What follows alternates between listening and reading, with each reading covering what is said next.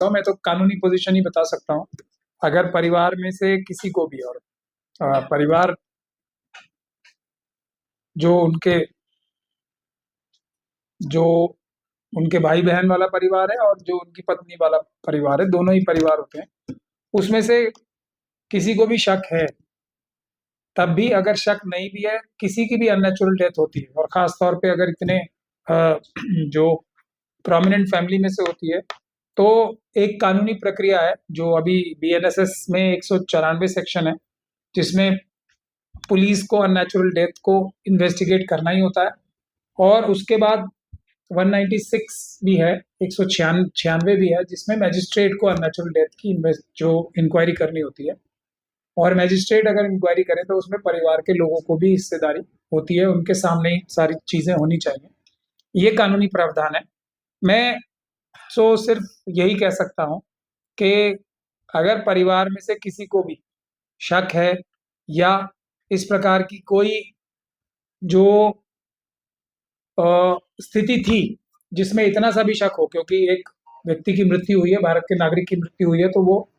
अच्छी तरीके से कम ये तो देश की ज़िम्मेदारी है कि उसकी इन्वेस्टिगेशन हो कि कहीं इसमें कोई फाउल प्ले या कोई शरारत तो नहीं हुई और ये ज़िम्मेदारी दोनों परिवारों की होनी चाहिए। मुझे ऐसा लगता है कि दोनों ही परिवार, जो उनकी पत्नी भी हैं और जो उनके अखिलेश यादव जो भाई, सारे भाई और बहनों का परिवार है, दोनों ही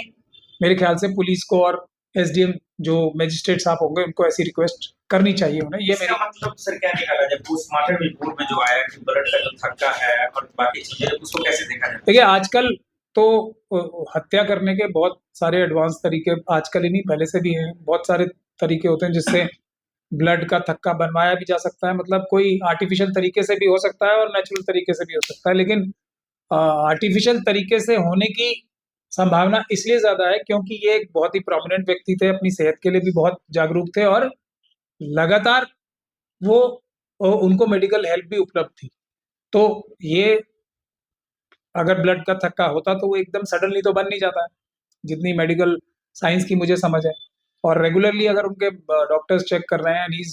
वो अपने आप को सेहतमंद भी रखने के लिए बहुत एफर्ट भी करते थे, तो इसलिए भी और ज़्यादा ज़रूरी हो गया है कि इसकी पुलिस द्वारा और मैजिस्ट्रेट द्वारा डिटेल में जांच होनी चाहिए और वो ट्रांसपेरेंट तरीके से होनी चाहिए, क्योंकि ऐसे भी पुराने समय में कुछ समय पहले पति-पत्नी के बीच में भी कुछ जो टकराव की बात भी आई है और इस चीज़ को तो खैर जग ज़ाहिर ही है कि बीजेपी ने तो परिवारों में, कितने परिवारों में आपस में लड़ाई कराई है, इसमें तो मैं बोलूँ तो मतलब विचित्र बात ही होगी। एक शरद पवार जी का एग्ज़ाम्पल है, अजीत पवार जी का एग्ज़ाम्पल है,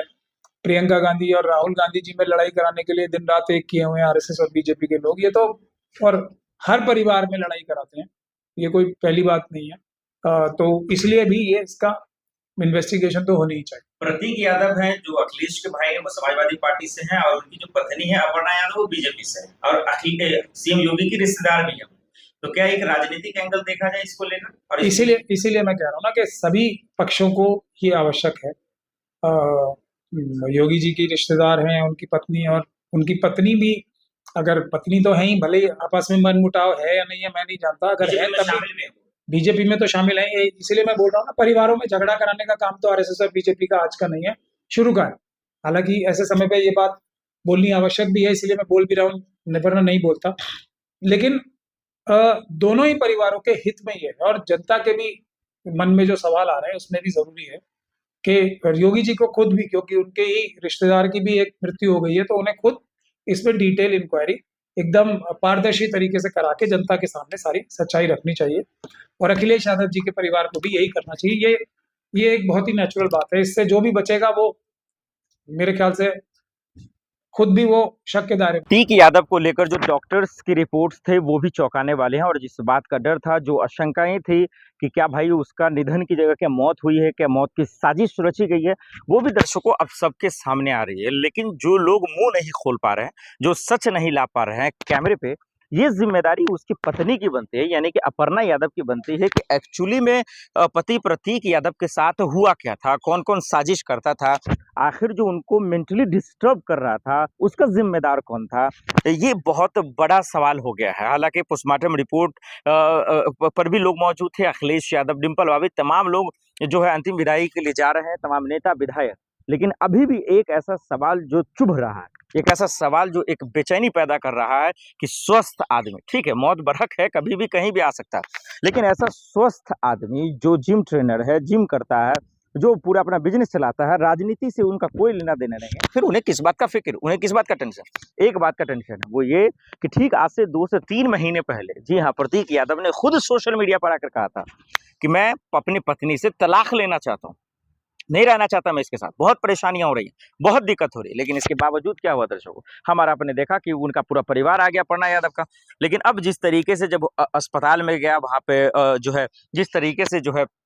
अखिलेश यादव ने खुलासा किया पोस्टमार्टम रिपोर्ट को लेकर, और कह रहे हैं कि भाई हम कार्रवाई करेंगे, कानूनी कार्रवाई करेंगे, कुछ भी हो जाए हम किसी भी सूरत में पीछे हटने वाले नहीं है। अखिलेश के बड़े भाई ने भी कहा कि भाई मैं तो हैरान हूँ, मैं पूरी तरीके से इस बात को लेकर चिंता में हूँ कि आखिर ये अचानक से कैसे हुआ, वो भी सुबह सुबह। चेहरे पर जो है हरापन आ जाना, चेहरे का रंग बदल जाना, ये तमाम चीजें एक बेचैनी तो खड़ा करता है। और कई लोग जो उसके रिश्तेदार हैं, जो उनके शुभचिंतक, वो ये कह रहे हैं वो तो घर ही में उनका निधन हो चुका था, उसको तो बाद में फॉर्मेलिटी के लिए अस्पताल ले जाएगा। तो पोस्टमार्टम का जो असली रिपोर्ट है वो पुख्ता रूप से आना चाहिए, डॉक्टर को ये बताना चाहिए कि असल में हुआ क्या था, उसका जिम्मेदार कौन है और जवाबदेही किसकी है। योगी जी की भी जिम्मेदारी है, अपर्णा यादव की जिम्मेदारी है कि कम से कम जो है इस पूरे मामले को लेकर जो है सोशल मीडिया पर आकर बोले और बताए कि एक्चुअली में हुआ क्या था। कम से कम अपर्णा जी तो बोल सकती हैं, चलिए वो वहां नहीं थी, फिर वो वहां पहुंची, ठीक है, पत्नी है, वो दुख है, वो मैं समझ सकता हूँ। लेकिन सवाल ये भी है कि जो तलाक को लेकर जो इशारा किया था प्रतीक यादव ने, उसको भी नजरअंदाज नहीं किया जा सकता, उसको इग्नोर नहीं किया जा सकता है। ये खबर बहुत बड़ी है और इसका जवाब देना पड़ेगा। अपर्णा यादव ठीक है, आज नहीं बोल सकती, कल नहीं बोल सकते, 2-3 दिन का वक्त लें और बताएं कि अगर ये नेचुरल मौत नहीं है, ये नेचुरल डेथ नहीं है, अगर भगवान की तरफ से नहीं ये डेथ है, तो फिर बताएं कि इस साजिश में किसका किसका हाथ है। उन्हें नाम उगलना चाहिए क्योंकि उनके पीछे बहुत लोग पड़े हुए थे। एक खबर थी दर्शकों, प्रतीक यादव ने खुद कहा था कि फिरौती को लेकर उन्हें धमकियां मिल रही हैं, फिर योगी पुलिस क्या कर रहा था, तो इसका पुख्ता जांच होना चाहिए। ये बात अखिलेश यादव भी कह रहे हैं, डिम्पल भाभी कह रहे हैं, तमाम समाजवादी पार्टी के लोग कह रहे हैं, चाहे वो चचा शिवपाल हो या फिर उनके रिश्तेदार या उनके शुभचिंतक हो। और अगर इसकी सच्चाई अगर लोगों के सामने नहीं आती है तो बहुत अफसोस की बात है। इसलिए जो भी मेडिकल रिपोर्ट है या जांच है या फिर डॉक्टर्स की रिपोर्ट्स हैं, पोस्टमार्टम रिपोर्ट है, उसमें जो भी कुछ आ रहा, हालांकि तरह तरह की बातें कही जा रही हैं, किसी ने जहर देने की भी बातें कही कि भाई जहर से दी गई, तो आखिर प्रतीक यादव की जान ली है किसने? क्या उनके दुश्मनों ने ली है या फिर जो लोग इशारा कर रहे हैं, जिस पर लोगों की निगाहें जा रही हैं, क्या वही है? अगर है तो उस पर कानूनी कार्रवाई होनी चाहिए, पुख्ता कार्रवाई होना चाहिए और उन्हें सलाखों के पीछे डालना चाहिए। क्योंकि हमारा वैसे ही देख रहे हैं कि किस तरीके से एक पर बढ़कर एक घटनाएं आ रही, एक से बढ़कर एक मर्डर हो रहा है, लेकिन जांच के नाम पर जो है बोरिया बिस्तर में डाल दिया जाता है, उसको पर्दे के पीछे फेंक दिया जाता है, लेकिन जो असल कसूरवार है वो नहीं पकड़ाता, बेकसूर लोग को फंसा दिया जाता है। इसलिए अखिलेश यादव जी, आपने भी जो कहा वो फॉर्मेलिटी के लिए मत कहिए। जी हाँ, अगर भाई आप मानते हैं वो खून है आपका, तो वाकई में एक्शन लेना चाहिए, और अगर नेचुरल डेथ है तो फिर कोई बात नहीं। और इस बात को लेकर अपर्णा जी को भी खुलकर कैमरे पे आकर सच बता देना चाहिए कि एक्चुअल में प्रतीक यादव के साथ हुआ क्या था, कैसे ये निधन हुआ, कैसे ये मौत हुई, क्या कोई साजिश तो नहीं थी या फिर एक नेचुरल डेथ है। दर्शकों, आपको क्या लगता है? आपसे बेहतर कोई नहीं जानता है, इसलिए कमेंट कर जरूर बताइए कि प्रतीक यादव के निधन के पीछे क्या कोई खेल है, कोई राज है, वो राज जो हम और आप नहीं जान रहे हैं, और कोई है जो इसको छुपा रहा है।